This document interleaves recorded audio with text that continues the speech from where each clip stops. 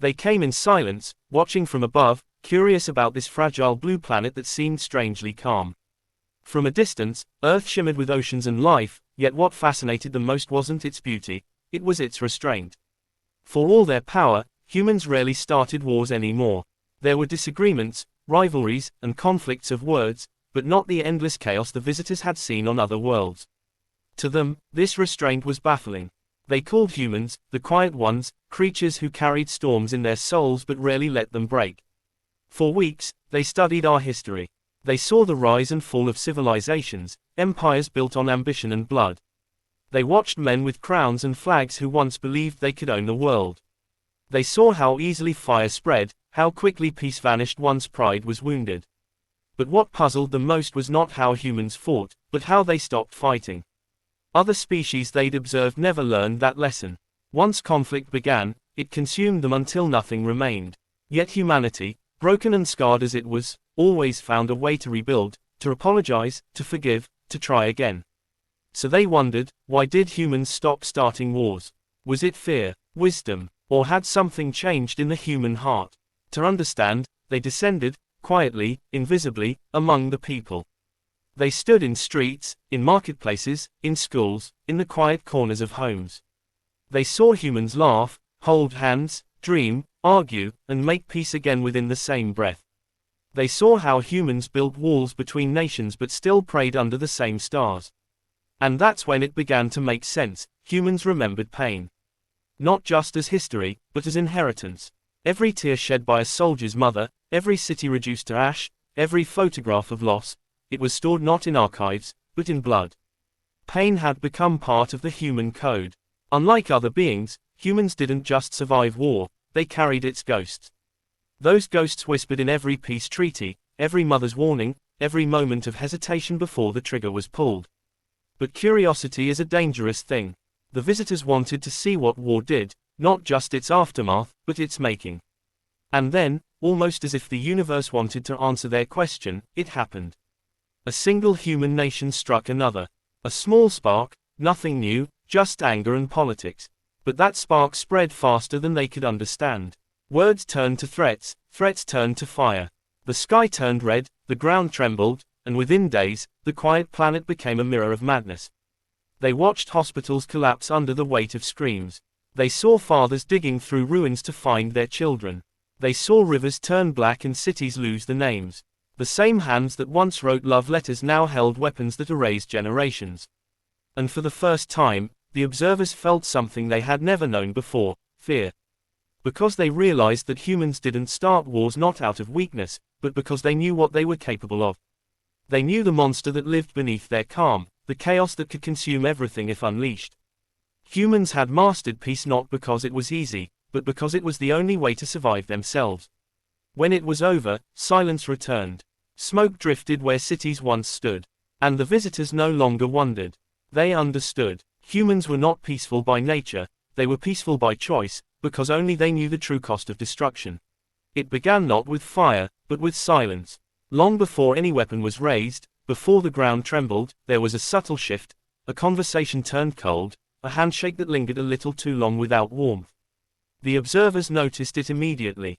To them, war should have been something loud, immediate, born of survival or dominance. But humans were different. Their wars didn't erupt, they unfolded. Slowly, quietly, through bruised egos and wounded pride. They watched as two leaders stood beneath bright lights, speaking of peace with steady smiles that didn't reach their eyes. Every word was heavy with tension. Promises were made, but none were believed. Behind the scenes, whispers turned into suspicions, and suspicions turned into fear. It wasn't hunger or survival that drove them, it was something smaller, yet infinitely more dangerous, emotion. Humans, they realized, didn't start wars because they had to. They started them because they felt too much. Pride, jealousy, the need to be right, the desire to be seen as powerful, those were the invisible sparks that ignited chaos. The visitors saw the change begin in boardrooms and news broadcasts, in the trembling of hands holding microphones, in citizens shouting at one another instead of listening. They noticed how logic began to fade, how one angry headline could burn through millions of minds faster than any fire. They saw humans choose outrage over understanding, and division over empathy. The air itself seemed to grow heavier, like the calm before a storm that everyone feels but no one wants to acknowledge. And then, somewhere in the noise, someone made the first move. A missile was launched. Just one. The observers saw it streak across the sky, glowing like a comet of human rage. It was followed by another. And another. Within hours, alliances shattered, cities darkened, and the sky lit up with man-made lightning. What shocked the visitors most wasn't the destruction, it was the emotion that came with it. The screams, the cries, the trembling voices on radios. People didn't cheer for victory, they begged for it to stop. And yet, it continued. They saw soldiers, barely more than children, standing in mud with empty eyes. They saw men command from safe rooms while entire cities turned to dust. And still, the reason for it all was something so painfully human, one man's pride, another's revenge, a third's fear of looking weak. The observers began to understand something frightening, that humans could be both the most compassionate and the most destructive beings in the universe. The same heart that could love without limits could also burn without mercy. War, they realized, didn't come from necessity, it came from emotion unrestrained. They watched a mother clutch her child beneath the ruins of what used to be her home. The visitors could not understand the sound she made, it wasn't a scream, nor a word, it was something beyond language, beyond comprehension. A sound that carried generations of grief. And in that moment, they saw the truth, this was why humans feared war. Because every time it began, it reminded them of what they were capable of losing, not just land or power, but the very humanity. As the fire spread across the horizon, the observers felt something strange within themselves, an ache, a sorrow they had never known before. They had come seeking knowledge, but what they found was a mirror. Humans didn't start wars easily because they knew what waited on the other side, a world where pride turns to ashes, and victory tastes like loss. The first explosion was distant, just a faint orange bloom on the horizon, like a sunset that came too early. The observers stood in the stillness, their eyes reflecting the light as the sound reached them seconds later, a deep, rolling thunder that felt alive. It was the first time they had ever seen humans at war. And as the night sky turned red, they realized this was not chaos born of instinct. It was chaos born of intelligence, of planning, of choice. They had studied human history, read their stories, seen their scars. They knew numbers, millions dead, cities gone, empires erased. But data could never prepare them for the reality of human devastation. It wasn't the bombs or the fire that horrified them, it was what came after. The silence that followed every scream. The way light dimmed in the eyes of survivors who no longer recognized their own world. They followed a family through the ruins, a mother clutching her child, a father limping, his face covered in dust and disbelief. They didn't run anymore, there was nowhere left to run. The observers saw buildings that had once been schools and homes, now hollowed out like skulls. The air smelled of metal and loss. And through it all, a single question echoed among them: why would a species capable of creating beauty also create this? They saw soldiers sitting beside wreckage, their weapons resting uselessly beside them. Not monsters, not heroes, just men who had forgotten why they were fighting. One of them picked up a broken photograph from the ground, brushed off the ash, and held it to his chest. A family, a memory, a reason to live that no longer existed. The observers had expected rage, but what they saw instead was exhaustion, the kind of weariness that comes from realizing the cost was greater than the cause. Humans, they noticed, didn't celebrate their wars, they mourned them. Every victory felt like a funeral. Every anthem sounded like a cry for forgiveness. They moved through the ruins of a city that once pulsed with life. Streets that once echoed with laughter now whispered only ghosts. The observers tried to understand the contradiction, how being so advanced could destroy everything they'd built. And then, one of them said quietly, maybe this is why they hesitate. Maybe they know what happens when they stop caring. Because the devastation was not just physical. It was spiritual. The human heart, they realized, wasn't built for endless violence. It broke too easily, loved too deeply, and remembered too much. The observers watched as survivors reached out to one another, strangers sharing food, soldiers lifting wounded civilians, children holding hands under shattered roofs. Even amid ruins, there was kindness.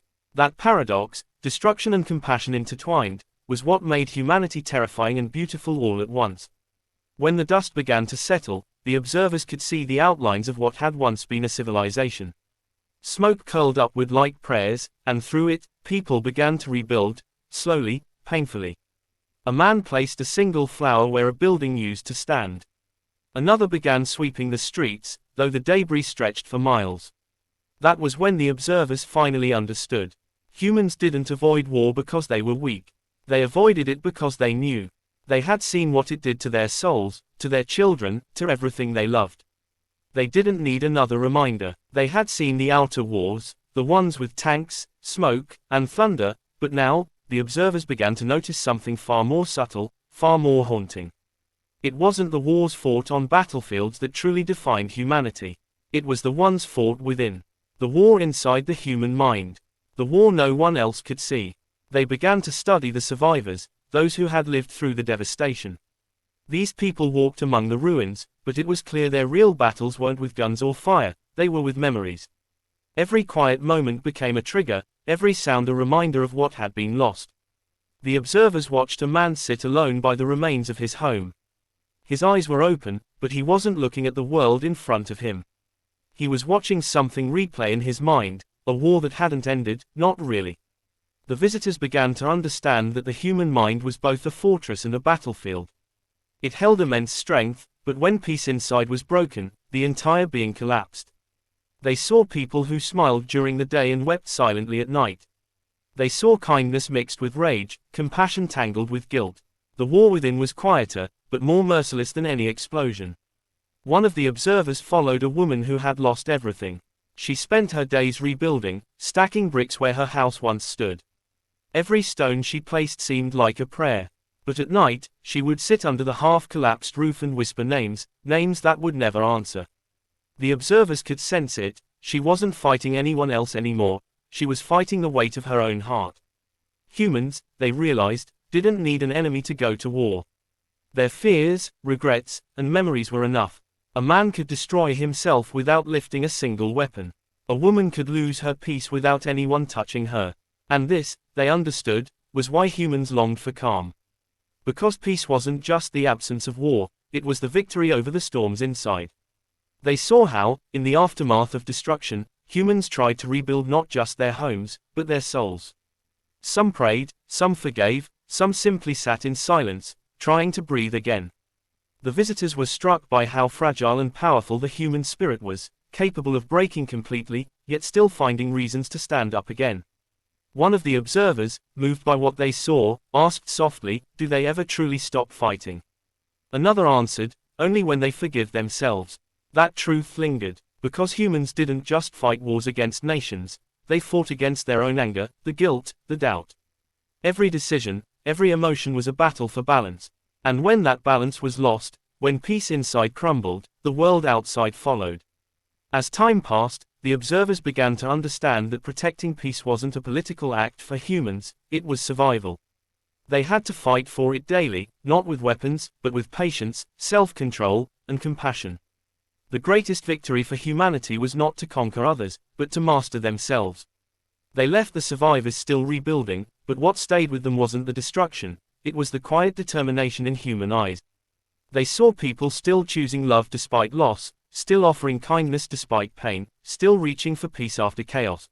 The air was still heavy with smoke, but the war had ended. Cities were no longer burning, only smoldering, like a memory that refused to die. The observers moved quietly through the aftermath, trying to make sense of what remained. What they found wasn't victory, nor glory, it was loss. The kind of loss that doesn't fade, but settles deep into the bones of a people. And it was then they began to understand the true price of losing peace. They passed through streets once filled with laughter. Now they were silent except for the wind carrying the faint rattle of broken glass. Homes stood roofless, walls painted with the grey dust of fire. In one corner, a small child drew shapes in the ash, circles, suns, faces, perhaps trying to remember what life used to feel like. Her mother watched quietly, her eyes empty yet awake. That look, the observers had seen it before. It wasn't fear, it was something beyond it. It was the realization that everything once taken for granted could vanish overnight. They saw men burying the remains of friends, not with anger, but with disbelief. There were no speeches, no flags waving in triumph. Only silence. Even those who had won walked with their heads bowed, unable to celebrate. Because in war, they saw, victory had no meaning, only survival did. The observers had thought destruction was the greatest tragedy.